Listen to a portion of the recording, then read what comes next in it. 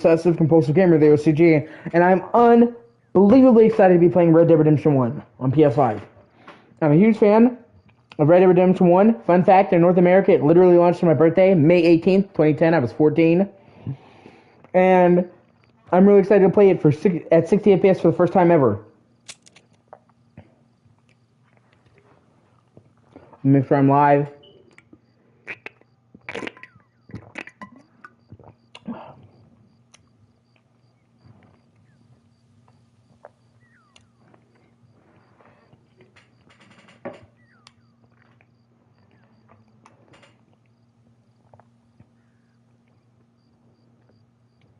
Okay, I'm live.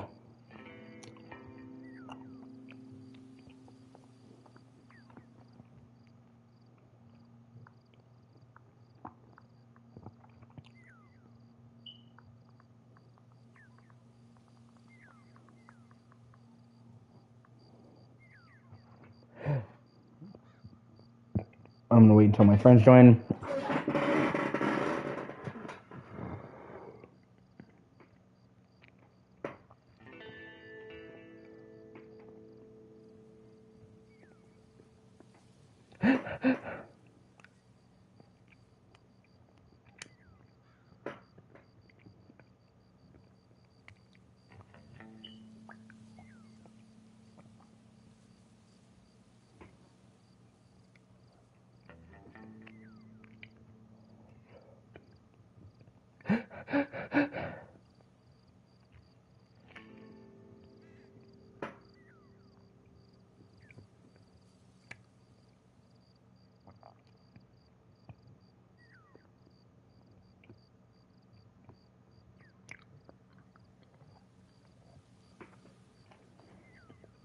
Hello, Mary.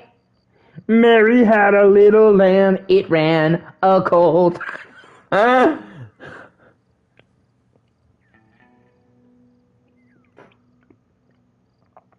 just waiting for Alex to get here, and then we'll start this up. I've been trying to get him into Red Dead to do the story mode. He's only played Red Dead Online. On Red Dead 2, he's never played the first game.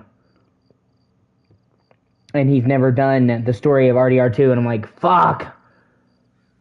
I'm like, even if you're not gonna... You play RDR 1, but even if you're not gonna play 1, at least do the fucking story for 2.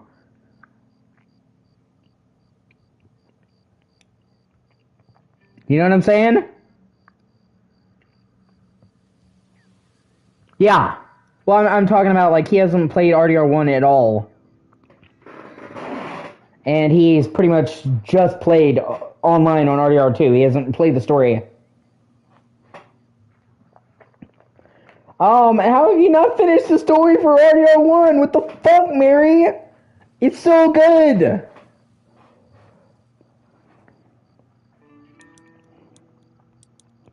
Now I guess now you're gonna see the story.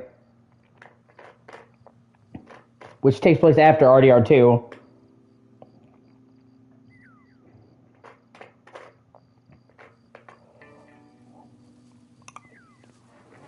Come on, Alex. You said you wanted to join, bro.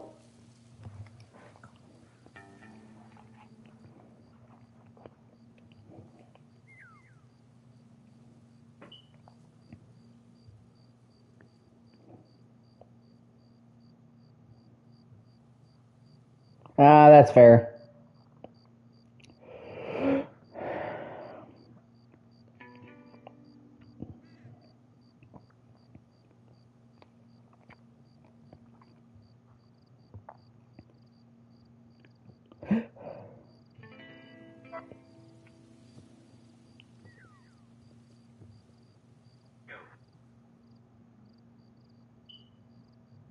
I'm just waiting for Alex to join.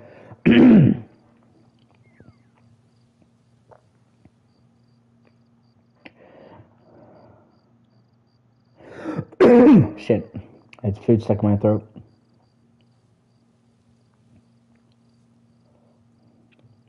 God.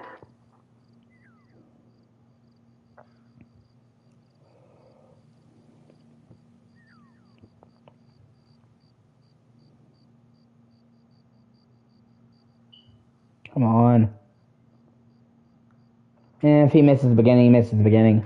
I've waited long enough. Oh, okay. Came here right in time, bro.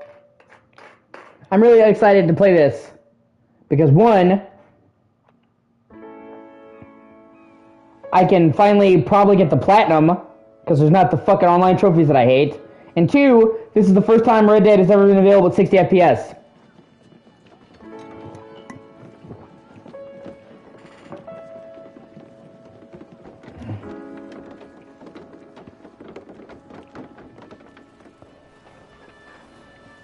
Blackwater. You got some money for me, boy? I seen your name in our ledger.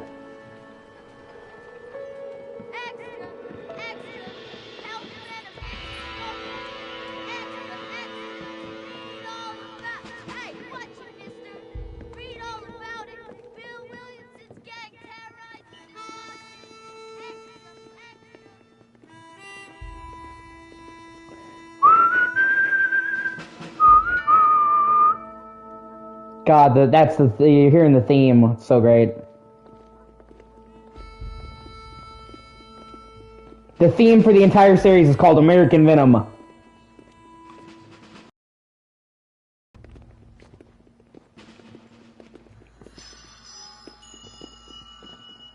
I actually got pretty good at whistling it, which I'll show you in a bit. So, Red Dead 2 takes place in 1899. Red Dead 1 takes place in 1911. So it's about 12 years later.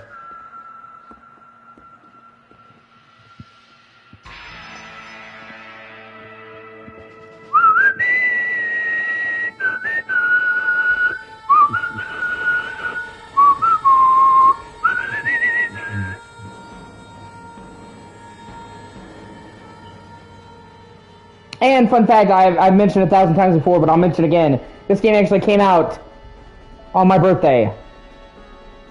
May 18th, 2010. So did Alan Wake, actually. I'm grateful, Mrs. Bush, that they are finally bringing civilization to this savage land. I could not agree with you more, my dear. My daddy settled this land, and I know he'll be looking down on us, pleased at how we help the natives. Yes, they've lost their land, but they've gained access to heaven.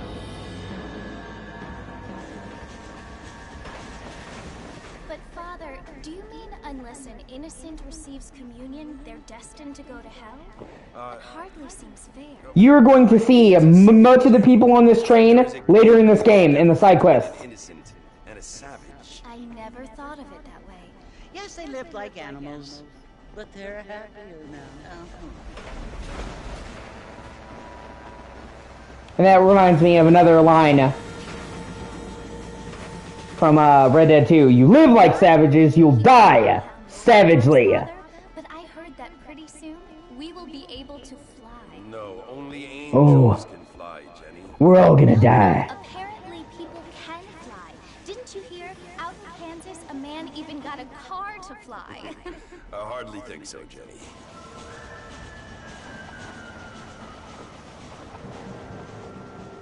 New Austin.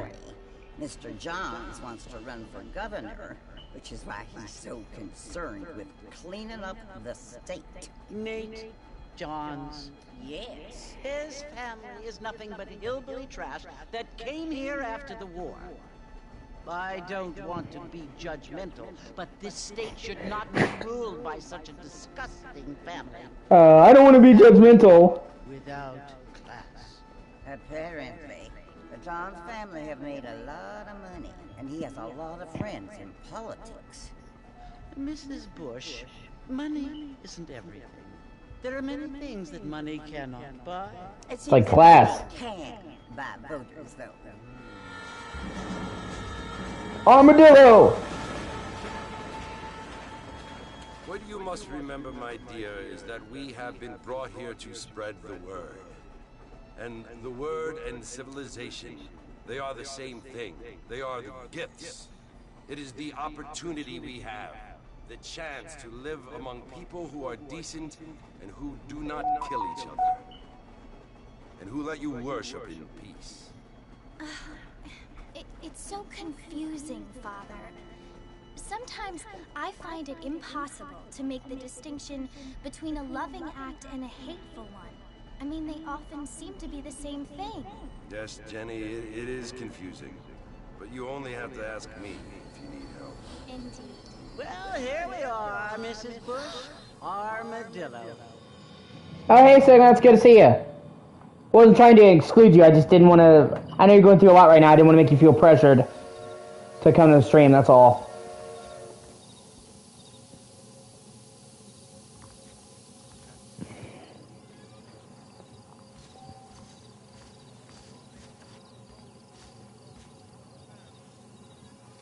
Now I can turn it on to 30 FPS, or 60, I'm sorry. First time I've ever played it 60. Well, it's the first time it's been able to be played at 60. Oh yeah. That's so much better.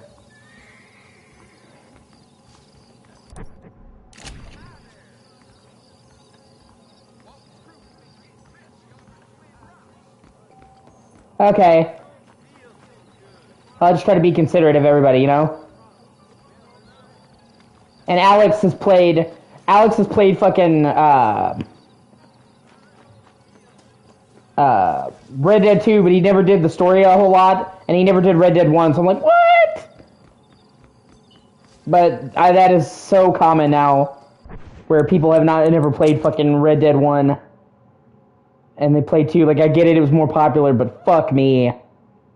Like, you really...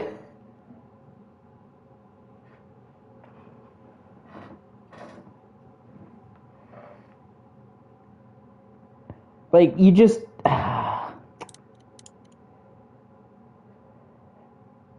That's great. I got really close, like 99.8 or something like that. The only reason I don't have the platinum for Red Dead 2 is because the fucking online trophies. That's actually why I'm excited to play this version, because I know some people were bummed they got rid of the multiplayer, but if I'm honest with you, I never cared for the multiplayer. And I'm happy because they removed the trophies from the online, so I might actually be able to get the platinum for this.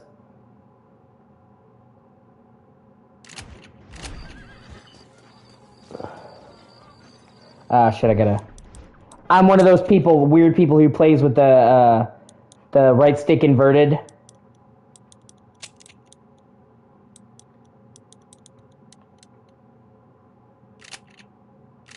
Yeah, it is. It really is, yeah. Honestly, this game was fucking great, too, for when it came out.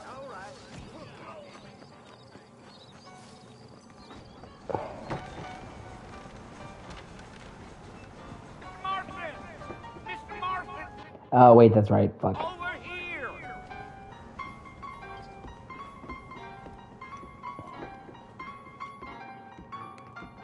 You must be John Marston. Sometimes. I'm Jake. Your friends from Blackwater hired me to guide you. They ain't my friends, but pleased to meet you, Jake. I got the horses saddled up and ready out front.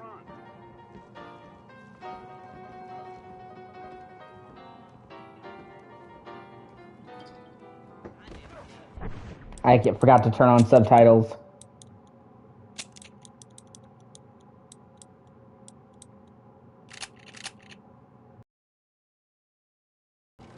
Yeah, but that's the whole thing, you know what I mean? It's supposed to, that's what a good sequel should do. But yeah. Well, here, let's mount up and hit the trail. I ain't so sure about that. Actually, let me see, display. I might turn up the saturation a little bit. I just thought this game was just a little bit too desaturated for my taste. Red Dead 2 was much more colorful, but while still being serious, of course. Take it easy until we're out of town. Ain't no point in causing a ruckus. You city boys sure have a temper on you. Whoa there. Hey!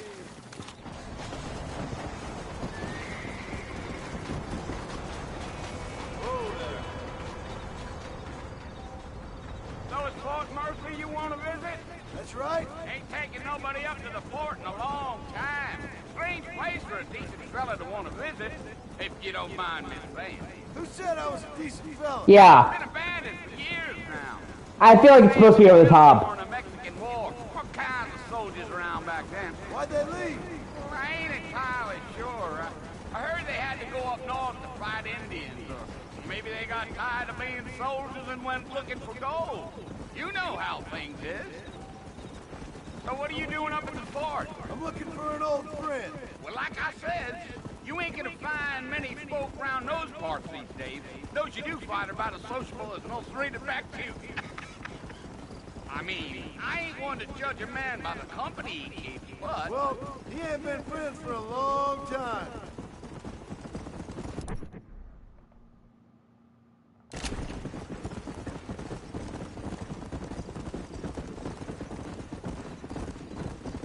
Bill Williamson is probably one of the gang members that I hate the most. Time in Armadillo, Mr. Marston? I doubt it. I ain't planning on staying very long. Well, if you're fixing for some female company, you can do a lot worse than Armadillo. Fine as cream gravy they are. Not like Steve's Landing. Dang, those girls ain't even fit for a drinking man to hold up with. He really, Man, I'm afraid. Ain't we all? he really is a fucking loser. Like, even in RDR 2, like, Bill Williamson really was, like, not fucking dependable. Yeah, so it was the marshal who hired me. Lee Johnson, do you know him? I think I heard his name. Says he got a telegram from some Blackwater big bugs asking for a guy. I guess it's none of my business. That's right. Yeah.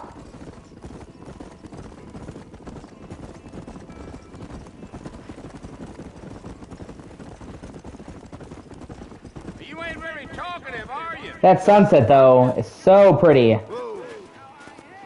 I don't mean nothing by it. Try to keep up, Mr. Marston. Come on. This ain't the place to be riding alone.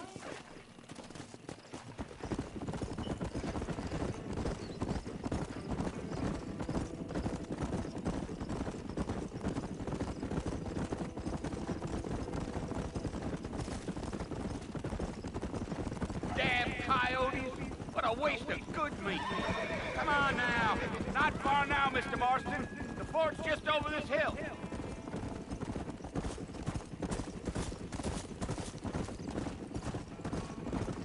Fort Mercer. Listen, mister. This here is what's left of Fort Mercer. Some gang rode in and took the place over. So I understand. This is where we part ways, friend. You have yourself a good time.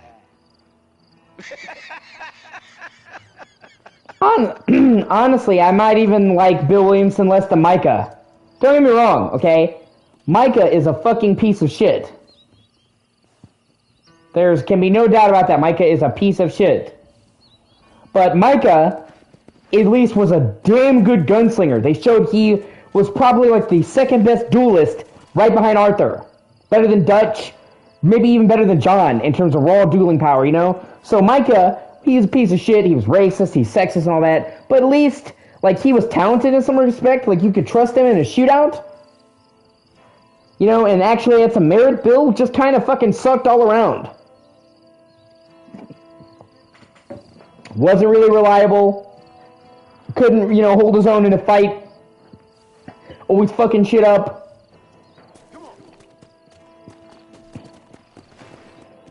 So he's like Micah without the, you know, being a damn good shot.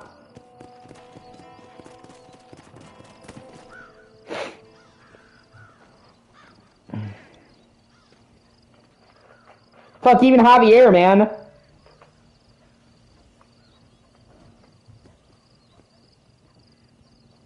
Bill! Yeah. Bill, I've come for you. Bill Williamson! Come out here right now! Go away now, John. Don't make me kill you. Nobody needs to kill anyone, Bill. You must think I was born yesterday. You always did think I was an idiot. You are a fucking idiot. That ain't fair, Bill. You were as my brother. I've come to try to save you. It is, yeah. Oh. Do I look like I need saving? Bill, please. They want to kill us all. I can help you. Well, you never tried to save me before. You only seemed to save yourself. And that's even funnier when you play this game. Bill, I implore you think about this. You implore me? You implore? Because they were the ones that left John for dead, not the fucking other way around. You always were one for fancy words.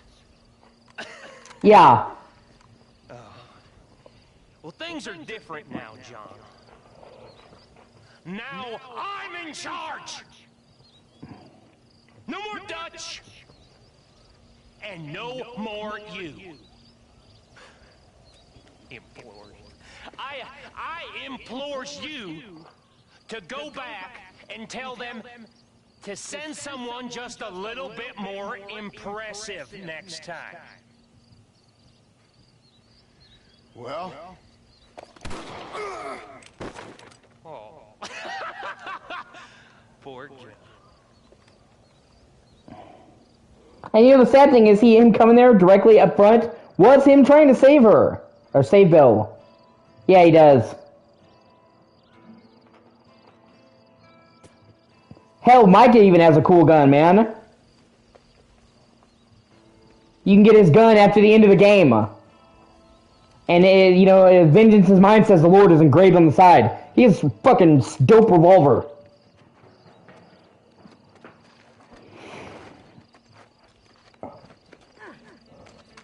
Plus, Micah is actually one of the few people in the gang that kind of improved over the time period. Like, Bill got way fatter and weaker and just became even shittier. Micah, if you pay attention, he's actually kind of overweight during the events of the original game. Micah's kind of overweight during the main events of the storyline, but in the epilogue, when it jumps ahead 8 years, he's actually slimmed down considerably. Well, you're alive. So it would seem... So, how do you feel? I don't know the polite word for it. I do. Stupid is the word we use around here. I love Bonnie. I was doing something stupid. Well, you'll be okay. Once you didn't die, the doctor said you'd be fine. He got the bullets out a couple days ago. Good. It cost us $15. I'm sorry, madam. You should have left me there to die. Did you want to die? I mean, was that it? Was that why you went straight out to Fort Mercer and picked a fight with the worst bandit in the county? To die, Mr. Marston. John Marston. Also, people who shit on the epilogue to Red Dead 2 fucking disgust me. It is amazing. So what were you doing? Trying to give Mr. Williamson a chance. For old time's sake. I've seen so many people shit on that. It didn't need to be there. Yeah, tell me you haven't played Red Dead 1 without telling me you haven't fucking played Red Dead 1. Just like you. Thank you, miss. See my hat? I have. And, what will you do now? Okay? Because, without going into spoilers, Alex, okay, the main game of RDR 2 stars Arthur in 1899, okay? And this game is in 1911, so 12 years later, okay? The epilogue of RDR 2 has you playing as John in 1907, so 8 years later, but 4 years before Red Dead 1. Okay? And the entire point of the epilogue is to tie the two games together, okay? Because RDR 2 is a prologue. Technically, it's a prequel, but it's a standalone prequel, kind of. You're going to appreciate the first game a lot more. You're going to appreciate the second game a lot more if you played the first one, but you don't have to play the first one. Rockstar intended it like that. You will get all you need to know in the current story in 2. So for the main game of, you know, RDR 2, John is in the game. He's important, but he's an ancillary character. In the epilogue to RDR 2, you play as John, and it directly sets up Red Dead 1 and is kind of like the missing link that brings both games together and ties the gap between them, which I'm not, like I said, I know that you haven't finished 2, so I'm not going to spoil it, but the epilogue is surprisingly lengthy. There's 21 missions, main missions in the epilogue. There's a bunch of new strangers.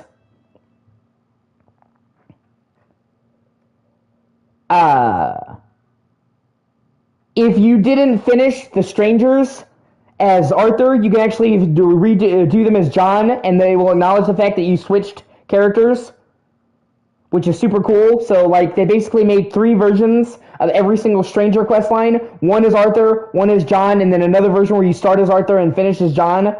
I met Arthur. So there's 3 different versions of every major side quest in the game. It's really impressive.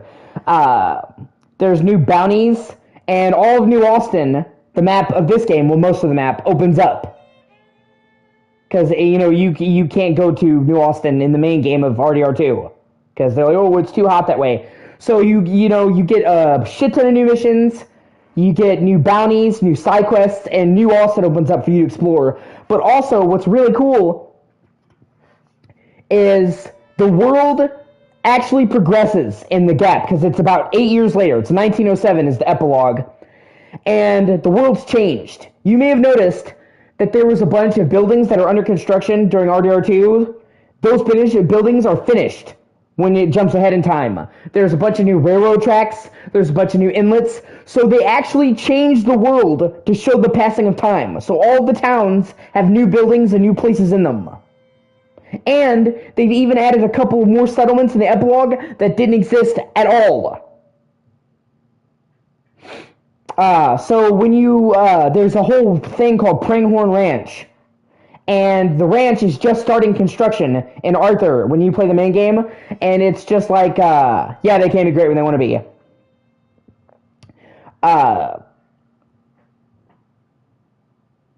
So when you play in the main game, the ranch is just starting construction. It's just got a couple fence posts. It's nothing. When you go back as John 8 years later, it's an entire massive fucking ranch. Huge. That wasn't even there. So, there's a ton of new places. But what's really interesting is, so you're seeing the places, but this is before RDR 1. So when you go back to places from RDR 1, they're before in the timeline. For example, what was the name of that place? Fuck, I can't remember. There's a town, Tumbleweed. There's a town called Tumbleweed in this game that it was been completely abandoned. It's a ghost town when you come here in this game.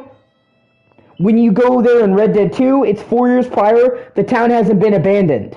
So the town is completely different. In other places, you go oh man, I remember this town from Red Dead 1, but it's 4 years before, so the area is different. So you're seeing parts of the map after, and parts of the map before. And on top of that, there's new guns to get. There's new stranger events to have, and they recorded an absolutely metric fuck ton of dialogue for John.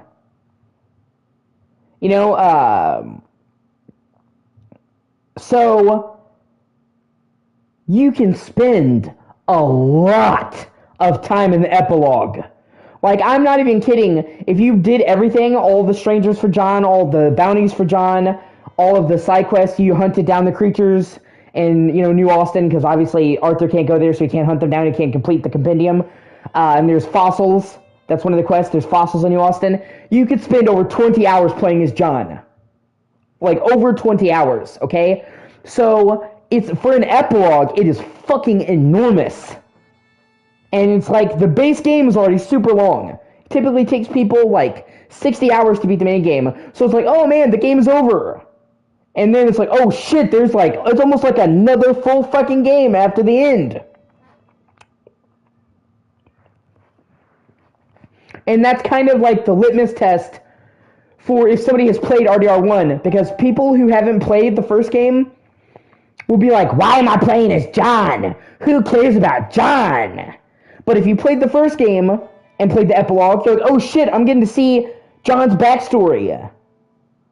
So, like, all the people who shit-talk the epilogue, you know, and even then, it still kind of upsets me, because even if you didn't play the first game, it's still, without spoiling anything, the epilogue provides closure to the story. It's important.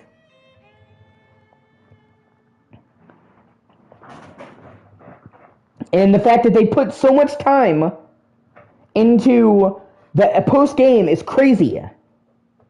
Hell, there's even technically stuff after the epilogue. After you beat the game and the credits finally roll, there's more shit you can do after the epilogue. Like, Red Dead 2 is just absurdly fucking big. And, you know, I'm really excited for GTA 6.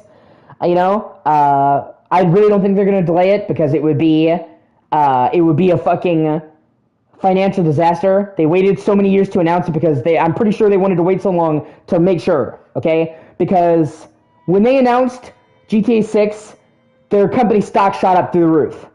And it will be the biggest event of the year in 2025, or whatever year it comes out in. And if they don't release GTA 6 in 2025, their fiscal reports will be in the red, because they plan to release GTA 6 that year. So their whole financial reports, it would cost the company a shit ton of money and their stock prices would drop. I don't think they're going to do that. I'm like 99% sure they won't delay it. Rockstar has delayed other games. True. But never as long as they have, you know, they never waited 12 years to announce a game before. The problem before is they would announce the game before it was ready, and then, like, oh shit, we want to add that last little bit of polish. Like, Red Dead 2, for example.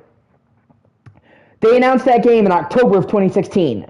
And at first, it was for fall of 2017. So, like, oh, okay, it's a year from now. Then, they're like, no, we need some more polish. So, they pushed it back to May of 2018. Then, at the last second, they're like, fuck, we need a little bit more polish. They pushed it back to October. So, they delayed Red Dead twice. But they also announced Red Dead midway through development. Whereas with GTA 6, they have literally been working on it since before GTA 5 was over. I want you to understand that. They literally were writing the script before they had finished actively working on 5. So they've worked on it for 12 fucking years. I really don't think it will be delayed this time. Because Rockstar, they don't make games like they used to anymore. There was a time, you know, I'm going on a tangent, but forgive me. There was a time when I honestly believe Rockstar had the fucking world by the balls. The gaming world by the balls. They were the developer to beat. They came out with so many good games in such a short amount of time, and they just fucking ran with it. Like, literally, GTA 3, 2001. Vice City, 2002. Literally, a year later, San Andreas, 2004. So in 3 years, Alex, GTA 3, Vice City, San Andreas, each one of those games was fucking insane. Can you imagine somebody now releasing 3 games like that in 3 years? Then and that's not counting all the other games. Manhunt came in between GTA, Vice City, and 3. The Warriors, fucking awesome. Bully came in 2006. Midnight Club LA, Midnight Club 3, LA Noire. Like, there was like I'm gonna say like a 10-year period, dude. From like 2001 to 2011, you know, 2012, 10, 11, 12 year period where Rockstar was on top of the fucking world. They just came out with great game after great game after great game after great game. Like, literally, I want you to think about that, okay?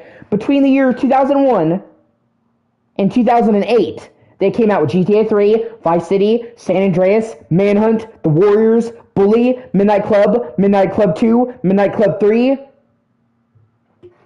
and GTA 4. In 7 years. Like, that, pace for how quality those games were is off the fucking charts. You know, they were fucking unstoppable.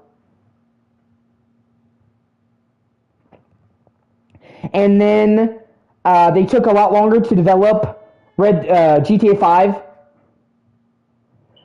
I mean, I love GTA 5. I love the story mode in GTA 5. I don't like the story as much as GTA 4's. I think GTA 4 has the best story, the best crime story that they've done. Red Dead 2, obviously, in my opinion, has their best story, period. But out of all the Grand Theft Auto games, I think 4 has the best story. But I thought 5 had a lot more fun, and I like the story of 5. And Trevor is fucking amazing. I don't think there's ever been a more likable psychopath in games. You know, even in other Rockstar games, the crazy, unpredictable guy is a trope, but Trevor is fucking perfection. So they were on top of the world. And, you know, at first it wasn't a big deal because they wanted to make sure that GTA 5 was a radical leap. They wanted to earn the title 5. So they took 5 years, and everybody kind of understood because it was a radical reinvention. New engine, new gameplay, new everything. They didn't just make more of GTA 4. It was a radical shift. So I'm like, okay, you know. And then it took them 5 years to come out with, you know, Red Dead 2 after that. But once again, when you factor in how fucking amazing Red Dead 2 was, 5 years, it makes sense. I'm talking about 5 years from the end of GTA 5 because it was between Red Dead 1 to Red Dead 2, it's 8 years. But still, considering just how fucking amazing Red Dead 2 was, I don't think anybody can complain with the final results. And then they just like, you know, we're just gonna milk fucking GTA Online till the end of fucking time. And not that I don't understand why they milk GTA Online, okay? I want you to understand something. People are like, why won't they release more games? GTA Online, Alex, on a slow day, makes $2 million a day. On a fucking slow day. That's the average, okay? When they have a big event,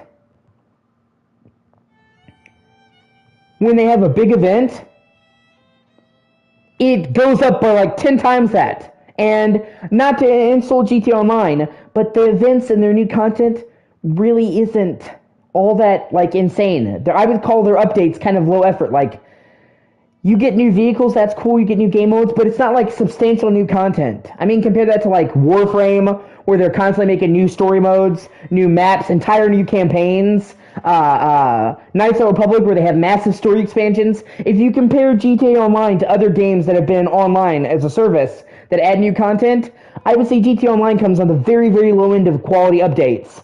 Even Destiny has like big updates, you know? So they put like minimal effort in GTA Online. Here's a new vehicle, here's a new game mode that we threw together, and they just make money. Like, they're making almost $1 billion a year just not doing anything. So, like, obviously I wish that Rockstar was making games like they used to, but if you were making $2 million a day just basically doing anything, would you even have the enthusiasm to get that? No, most people are just like, yeah, I'm just going to do this. Like, I understand why, but GTA 6, I'm really, really stoked for, because one, Rockstar, say what you want to about Rockstar, even people who don't like their games will tell you, they have pushed technology. Every time a Rockstar game has come out, it has pushed the boundaries of whatever system it was on. GTA 3, San Andreas, GTA 4, GTA 5, they were all system pushers. I still think to this day, Red Dead Redemption 2 is one of the most beautiful games ever released, and it came out 6 fucking years ago. And at the time that Red Dead 2 came out, I had never seen a game that looked prettier in my fucking life. The first time I played that game and went into Saint Denis, I was fucking gobstruck. So this is GTA 6 is their first game that's made from the ground up for PS5 and Series X. It is going to bring the fucking noise graphically. And the trailer didn't even do it justice. They said they've improved the graphics since the trailer. And by the time that trailer comes out, it'll be 2 years. So the game will look even better. It is going to look fucking amazing. It's going to push graphics. And it's the end of an era. Every single major Rockstar game, Alex, has been the result of the Hauser brothers. Yeah, San Andreas is great. I like 3 and I like Vice City. I like pretty much all Rockstar's games, but San Andreas is there for, you know, it's fucking amazing. I will always love San Andreas to my dying day. I adore San Andreas. But every single major Rockstar game, Alex, has been a Hauser Brothers production. and they have incredible control. They produce them, they write them, they get the soundtrack list, they cast the actors. They are way more involved than most people, even most other directors, okay? So if you play a game, it's like Hideo Kojima. If you're playing a Hideo Kojima game, you're playing a Houser Brothers game. Well, Sam Houser retired last year. Now, his work on GTA 6 was already done. He predominantly did the writing. And the first thing that Rockstar does when they start a new title is write the script. For example, Red Dead 2...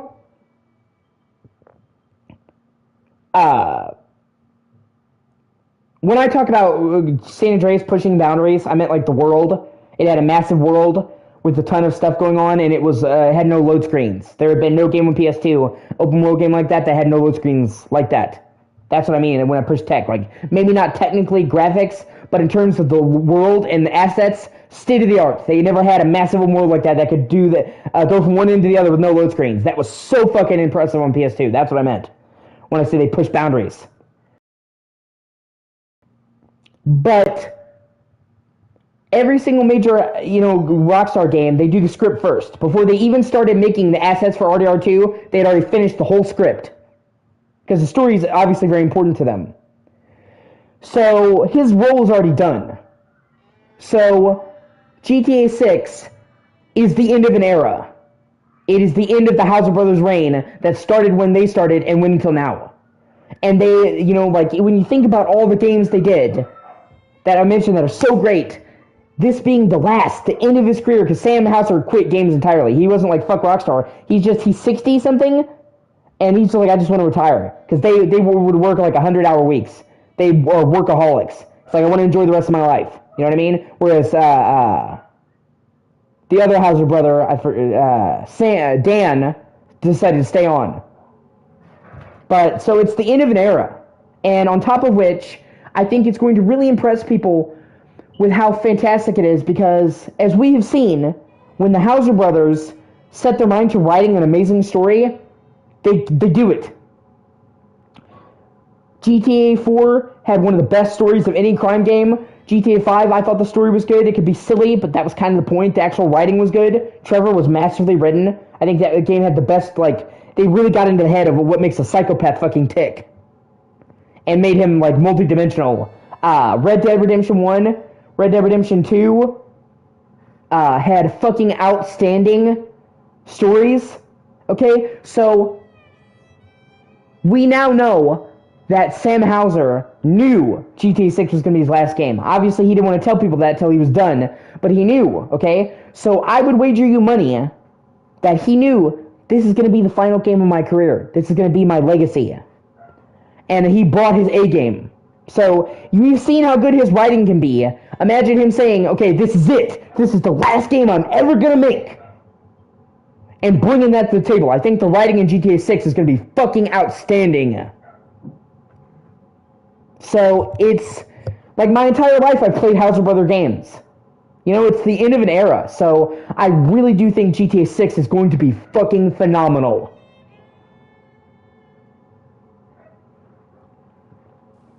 Now I'm gonna take my time and go after him the less kind way. Well, that sounds very fun, Mr. Marston. Quite heroic, just like in those penny dreadfuls my brother used to read. Meanwhile, if you'll excuse me... Hey, we're up to 8 viewers. I really appreciate you. I am making the final push for 500 subscribers. I want to get YouTube partner. If you would please like, comment, and subscribe, that'd be amazing. I'm going to play through this game and a bunch of others. It would mean the world to me, and it costs you nothing. I've got a ranch to run. Yeah, sorry, I paused the game. I had to explain. Yeah, exactly.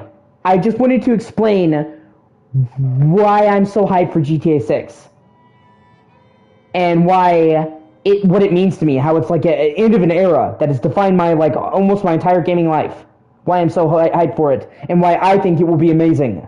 And yeah, and I also think people are going to be complaining too. Because these people, the people online who have to try and make everything woke, and censor everything, who already hated GTA, they're cheering now.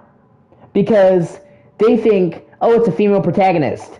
She's not going to act like a standard female protagonist. She's going to be dirty, raunchy, and probably kind of slutty. They don't understand. They think that they're going to talk about female empowerment in GTA now, and she's going to be a positive female role model. Nah, dog, you don't know Rockstar. She's going to be as depraved as any other male protagonist of a GTA game, maybe fucking worse. And so, like, I think it's funny because they're like, oh yeah, GTA is getting progressive. And then they're actually going to play the game, and they're like, what the fuck? This chick is just as foul and awful as any GTA character, any male. Like, these people are thinking that because they have a female protagonist, that Rockstar is suddenly going to change tone, and suddenly now it's not going to be raunchy and dirty and crass and politically incorrect. And it will be. Like, it's a girl, but I guarantee you she is going to be just as awful as the other protagonists. I mean that in a good way. She's not going to be an upstanding member of society. And I think I'm going to enjoy watching their opinions flip and say, oh my god, this is so regressive. Because they think that Rockstar is now suddenly getting politically correct. Ride with me later. Help me patrol the perimeter. Yeah. Earn back some of that money we wasted on doctor's bills. Of course. And thank you for saving my life, I mean. Next time, Mr. Marston, I strongly recommend you don't try to lose it quite so earnestly. I'll bear that in mind. Well, you know, I don't use the word woke all the time. I'm talking about people, like, who actually are woke, that fucking suck. Okay? You know me. Yeah, there's all these outfits you gotta unlock. You know me. I love pretty much games of all races. I love games with females. I love Tomb Raider. Lara Croft is one of my favorite heroines. Samus Aran, Metroid, fucking love her. Many other female games I love that have female protagonists. Games, you know, where you play as a gay guy. You know, when it's good, I don't care. There's a difference between having gay characters, having black characters, having women, and being woke. Okay? Woke is when you get preachy, and it's more about preaching a message than it is entertaining the player. You know? CJ, for example, is a black protagonist, obviously. They don't try to preach to you about his blackness and get on a soapbox. Watch Dogs 2. They talk about stuff. They don't get fucking woke. People dismissed it as being woke. It's not really. Like, they don't preach to you. Like, they may have ideals because they're hackers. They're meant to free the world. But the game, first and foremost, Watch Dogs 2 puts an emphasis on being entertaining. Do you understand what I'm saying? And I don't care what your message is. Games, first and foremost, should be to entertain. Any kind of message should be ancillary, okay? Entertaining the player should be your number one priority, in my opinion. If you're trying to convey a political message, do a PSA or something. And that's not, you know, a lot of people say that and they're talking about their politics. I don't think any politics should be in gaming, not just the ones I agree with. I don't come to games for politics. You know what I'm saying? Not like, well, if it's my politics, no, it's not a place for any of it, in my opinion. You know, and then people who are narrow-minded will sit there and say, well, there were all these games in the past that were political. You know, dog, they had political themes. They weren't soapboxes. Like, they'll say, well, Metal Gear Solid has been political. BioShock is political. No. Those games had political themes. They still focused on being entertaining games, for one, and for two, they didn't beat you over the fucking head with it, okay? Nobody stood on a soapbox and told you, well, see, this is what you should really believe, guys, and communism is actually good in BioShock. Hideo Kojima didn't sit there and lecture you and say, you know what I'm saying? Okay? They would have themes, but they would be subtle. Now they basically take their game's theme and they whack you across the fucking face with it with all the subtlety of a crowbar enema. And that's what people don't understand. You can have political themes, you can have a message, as long as you don't shove it down somebody's throat and try to judge them and say, well, you're wrong. This is how you should be. Not to mention the fact that, you know, pardon me, I'm going on a little bit of a tangent again. I just have a lot to say on the matter. That a lot of the time, it comes from a bad place. A lot of these people who are making games now, writing games, writing books, writing shows, making movies, they don't even like the audience. That's why Disney Star Wars sucks so much fucking donkey balls. Because the people writing Disney Star Wars don't even like fucking Star Wars.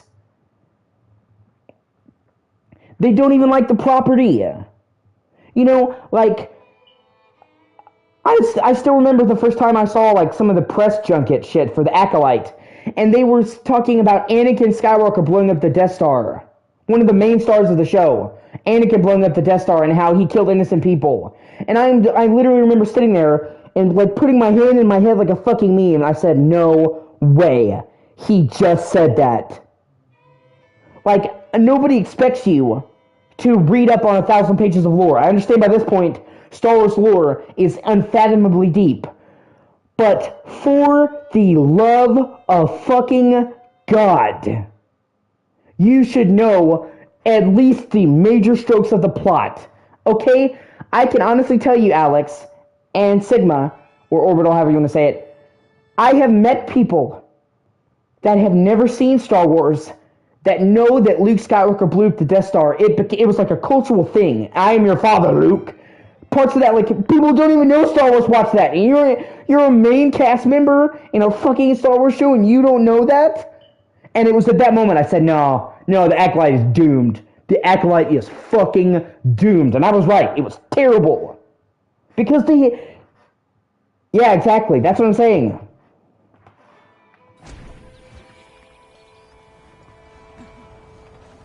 And then I went on to endless rants.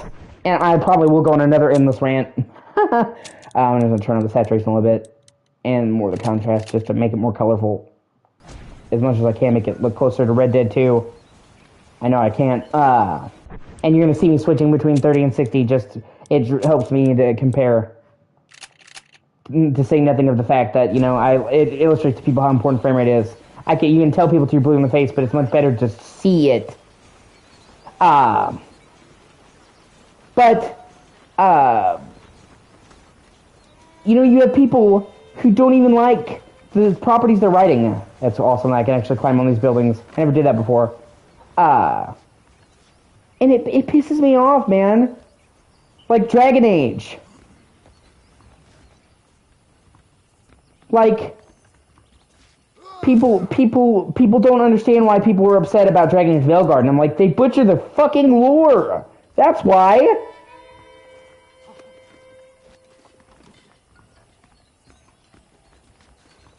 And as a hardcore fan of Dragon Age, I'm upset. Many people are.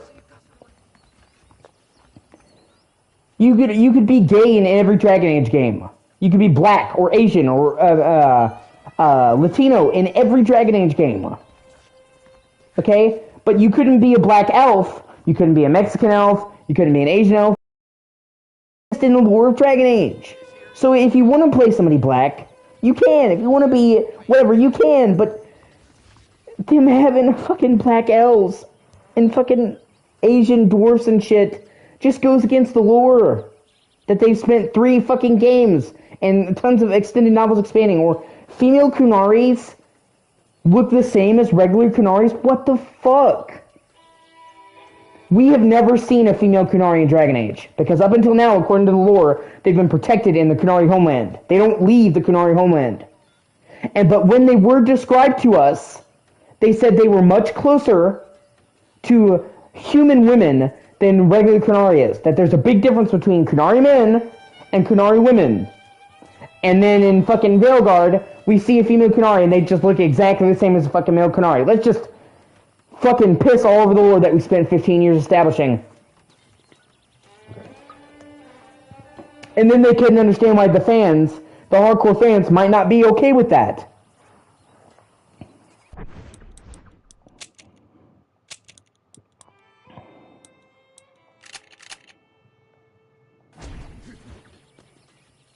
And like I said, all of the Dragon Age games have been inclusive. You could be gay in every one of them. You could be different colors. As long as you're human. Because that was the lore. The elves in Dragon Age are the classic super pale elves.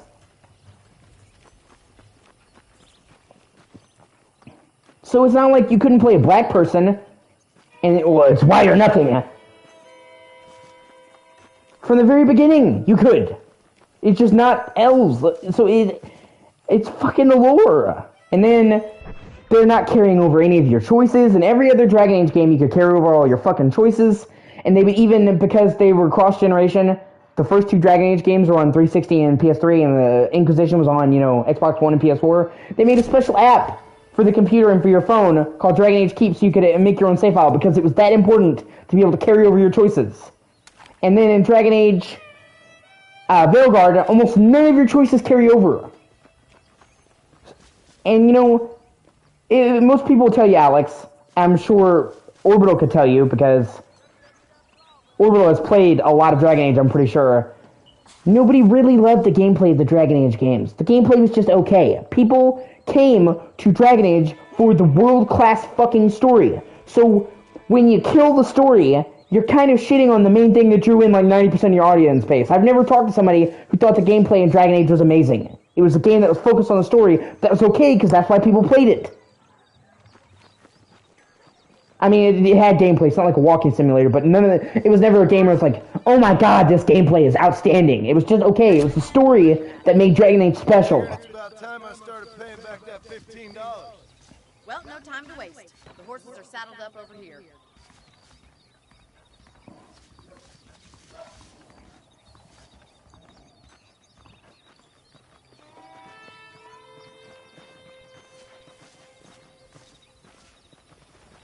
There's the foreman's office. It's also where we lock up good-for-nothing outlaws, such as yourself. I'm happy enough with my current quarters right now, Miss McFarland. Hop on up. He won't bite. Let's make a tour of the ranch so you can get your bearings. What the fuck? That was weird.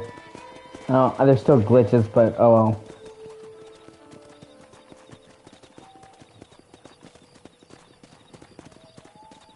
Okay, here we go.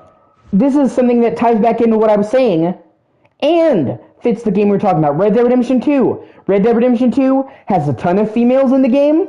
It has a ton of black people in the game. It has Native Americans in the game in a good portion of the story, and none of that feels forced. None of that feels like they're trying to meet a diversity quota. None of that feels like they're trying to preach at you. So a game set in the Wild West managed to include all these characters, females, black people, Native American people, a Spanish person with Javier, and managed to do that without coming across as fucking preachy. And they all feel well researched. None of them feel like token characters. They actually got real Native American actors to play the Native American characters. They learned their culture. Like, Rockstar did all their cultures justice. Worked with real Native Americans, learned how they talked, learned how their headdresses, their language, and yet they never felt the need to preach to you. So you can include all these characters and not fucking beat somebody over the head with it. And people don't understand that. They think that either you're preaching to them or you're the most backwards regressive game that ever exists. Like, oh, it's so frustrating, the all or nothing approach. You can't agree to disagree anymore.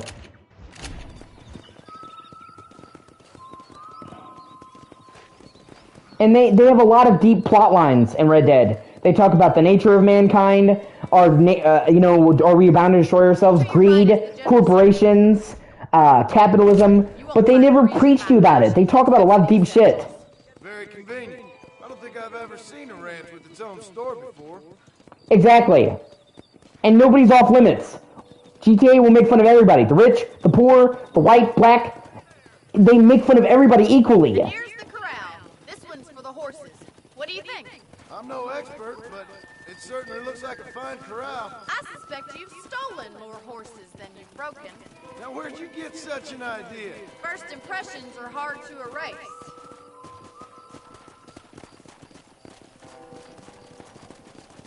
That's the train station. Things sure have changed since the line finally got finished. bringing in all sorts of new folk like yourself. Yeah, and during the events, Change is only good when it makes things better. during the events of RDR2, the train railway's not finished. Just little touches like that.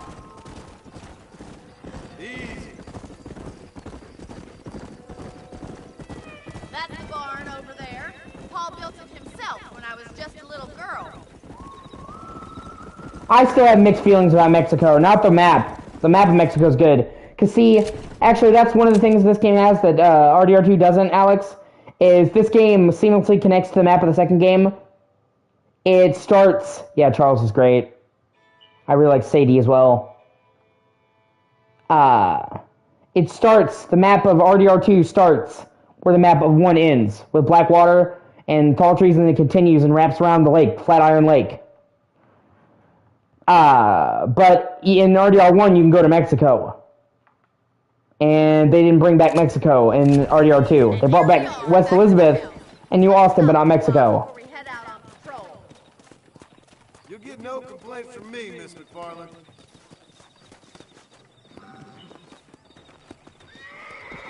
Oh, no, I'm trying to hitch my horse.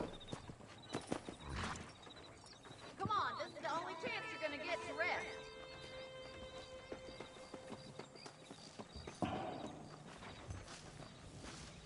Oh, Tilly's awesome. So's Mary Beth. Even Karen. How about a cold drink, Mr. Marston? Karen is so sad. Getting shot then riding a horse seems to take it out of you. Even fucking, Sean, man. Sean is fucking dope. But make sure, I don't want you to spoil it, and be careful. Don't spoil anything for Alex, he hasn't finished RDR2. I could use a rest. Sure. Come on in. I'll show you the house and then you can sit for a while. I'm trying not to give him the fates of any characters.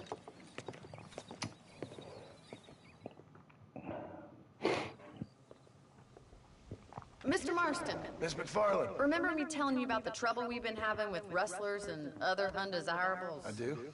Will you help me keep watch on the property line this evening? Sure. And I've been trying to get him to play through the whole story of RDR2. This is a fine weapon. Come, let's head out. Actually, I might try to get him to play this game. He should really start with 1. And I guarantee you, if you play Red Dead 1, Alex, and then you go back and play Red Dead 2, there's so many instances you'll say, "Oh shit!" And that's a reference that you miss. You don't have to play Red Dead 1 to appreciate 2, but you will appreciate it a lot more if you do.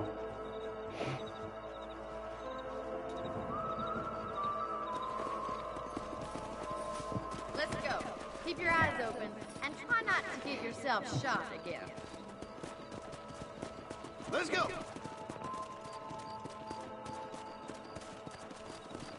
Thank you, Mr. Marston. I feel a lot happier someone's along with me. Yeah, well, at this point, I just start over, man. With your trigger itch and my feminine intuition, we should make quite a team. Let's go. By this point, it's been so long since you played it. I just start over and just do the whole thing, man. The way it was meant to be played.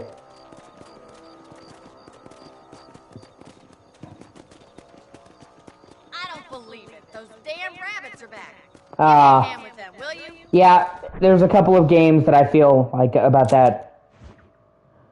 Assassin's Creed.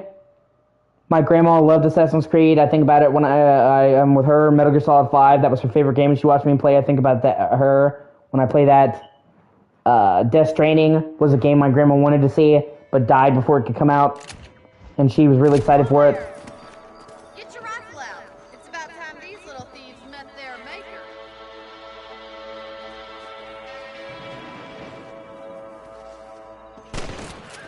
Good shot. Nice shooting. You got one. That's it. Kill those little varmints.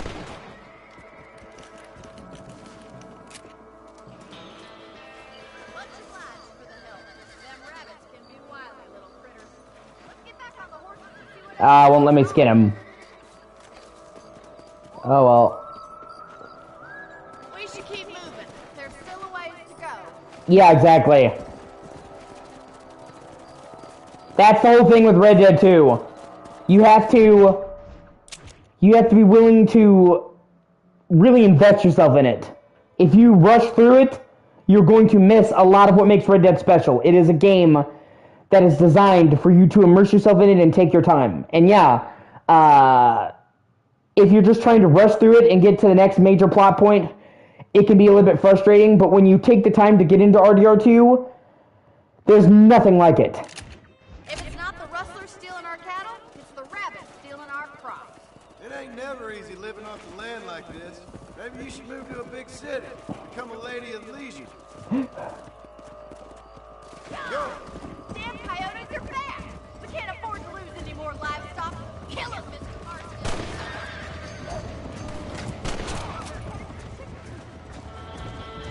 Come on!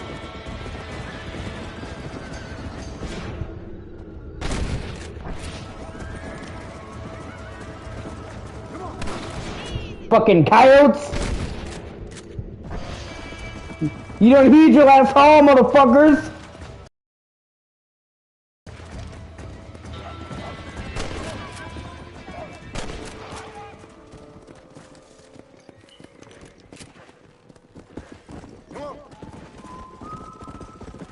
You know, you can actually handle a rifle.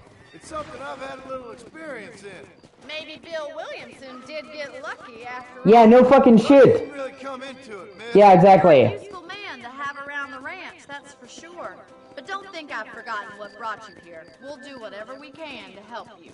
I sure appreciate that, Miss McFarland. There's tons of quests you can miss, yeah. Even in the epilogue, after you beat it, there's quests with Uncle.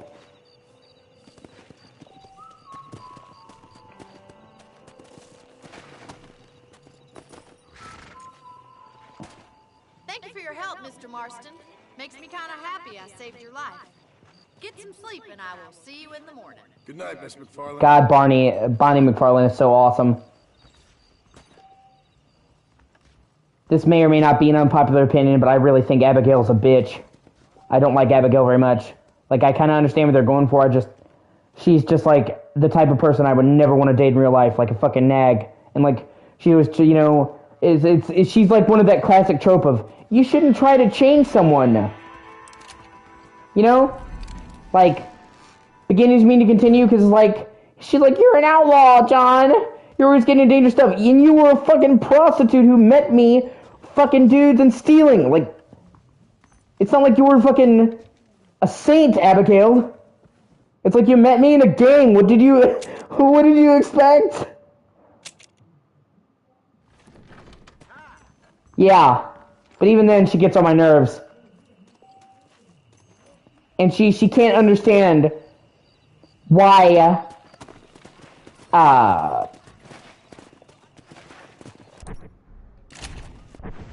yeah, which kind of pisses me off, because, like, do you think John would be the person she'd be the nicest to? And I'm just gonna wander around for a little bit, get a feel for the more before I head back into the story.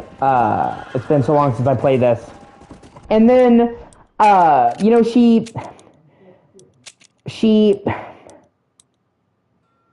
yeah, I do. I'm just saying, like, I find that kind of insufferable. It's like Chi-Chi in Dragon Ball. I fucking hate her. She's like the nag trope. I would never date somebody like that. I don't need somebody to be my fucking handler.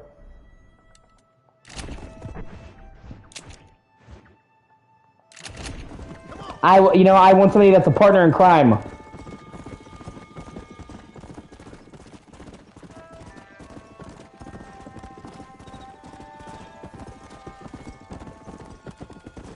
She's like, Goku, why can't you be more responsible? It's like, bitch, I was a kid hanging out in the woods with my fucking nuts out when we met. Does that scream responsible to you? You get what you get.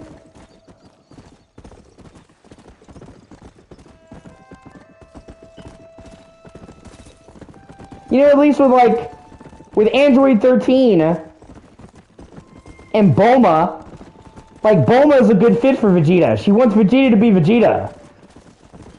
Android 13 likes Krillin for Krillin. She's always trying to turn Goku into something that he's fucking not. Plus, the more I explore, the more fast travel places I unlock for later, so. I just hate fucking people like that, dude. It's the same thing that really pissed me off about fucking, Chloe. Yeah, 18, I'm sorry. See, I'm not like, I'm not the most well-versed on, Dragon Ball.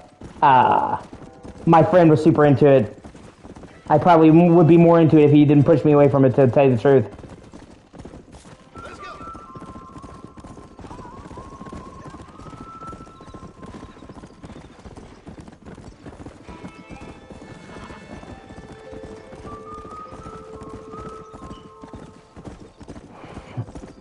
Armadillo.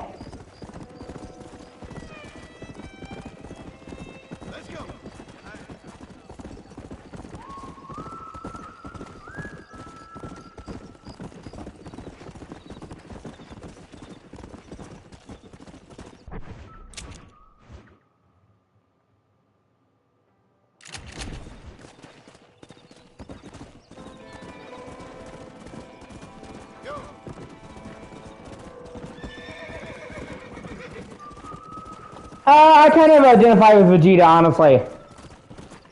I used to get into fights with my friend all the time, because he's a fucking Goku stan, and I love Vegeta. I identify more with the pissy guy than the fucking chipper, happy-go-lucky protagonist. I'm definitely much more of a Vegeta person than I am Goku.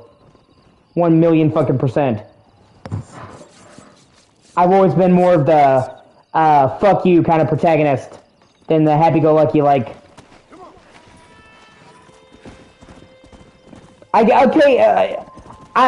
fine with comedic relief. I'm fine with being funny. But I'm just not the type of person who identifies with somebody who's happy-go-lucky and cheery all the time. Chipper. I much more identify with somebody who they can be happy, they can be funny, but they are also dealing with shit.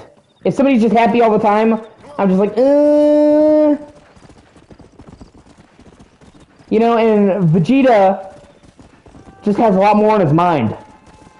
You know, like, I know that Orbital will get this, but I'm not sure if Alex will, because I'm not sure how familiar he is with with Devil May Cry, but I'm definitely much more of a Nero than a Dante. Like, I love Dante, but Nero's kind of more jaded cynicism and more sarcastic shit fits me a lot better.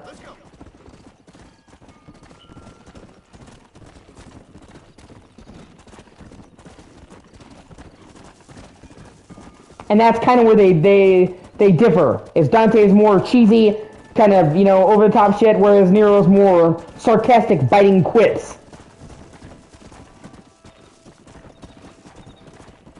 They're both into humor, but one is more bitter and cynical, and I fuck with that a lot more.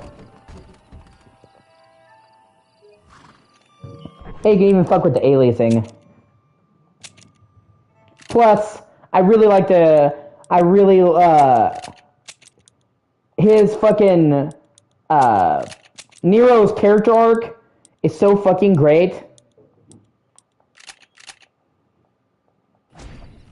His fucking,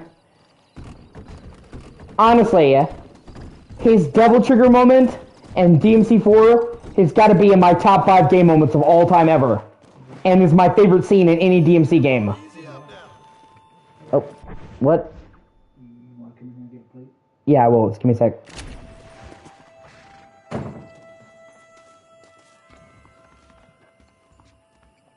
You know, it's fucking, you know, and a voice cried out, "Power! Bring me more power." So great.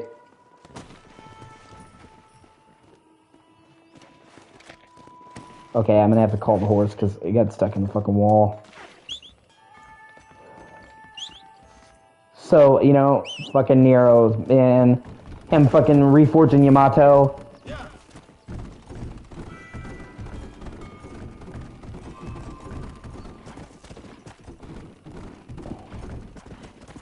I also just really love Dante's outbursts of anger. Or, I'm sorry, Nero's outbursts of anger, you know? Like, he jokes a lot, but there are times when you really see him get upset. And there are times when I think that Dante doesn't get nearly upset enough. You know, like, I really love it, you know, after Kyrie gets taken, and he's sitting there fucking slamming the floor. Like, it feels like the appropriate response to having somebody you love taken away from you.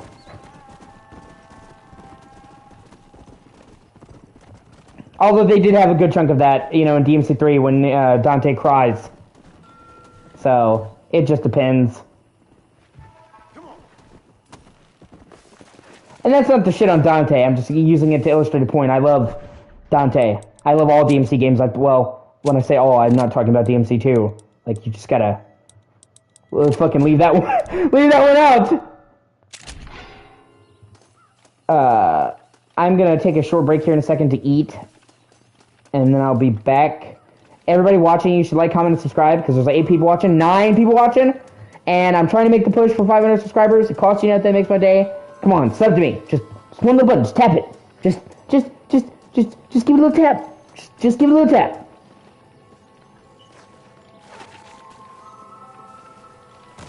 Do your good deed for the day.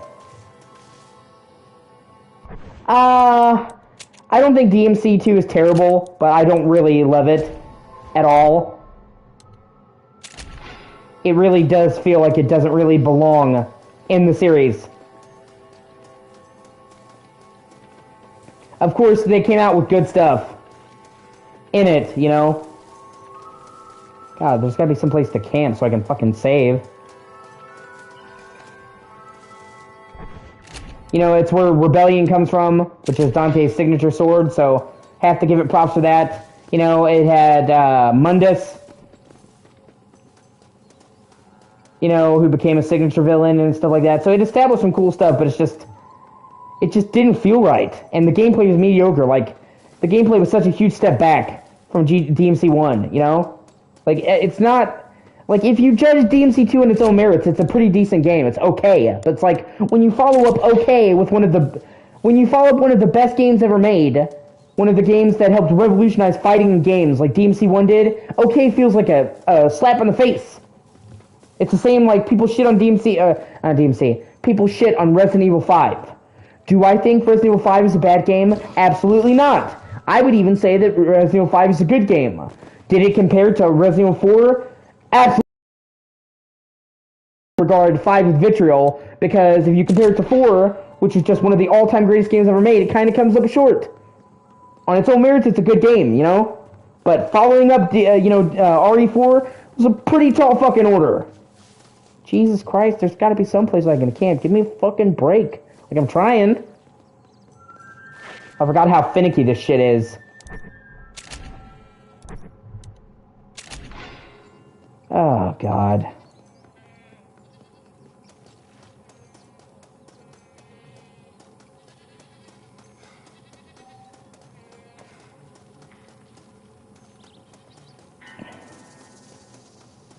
The movement's fine, you know? And I really don't like how they changed Dante's personality. They made Dante not jokey at all. He just came off like a generic protagonist.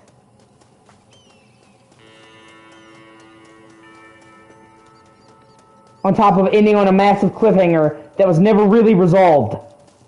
Like, they shuffled the timeline so that DMC4 was after 2. Because originally, DMC4 was between 3 and 2, between 1 and 3. And then they shuffled it around with DMC5. So, like, no, actually, 4 is after 2.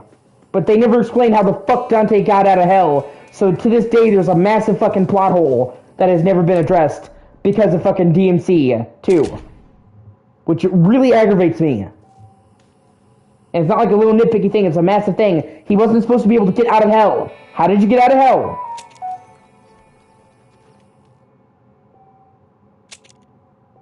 Alright, I'm gonna take a short break, eat, and then I'll be back. But I've been waiting for dinner all day, my dad made dinner, so I'll see you guys in a bit. Like, subscribe, do it!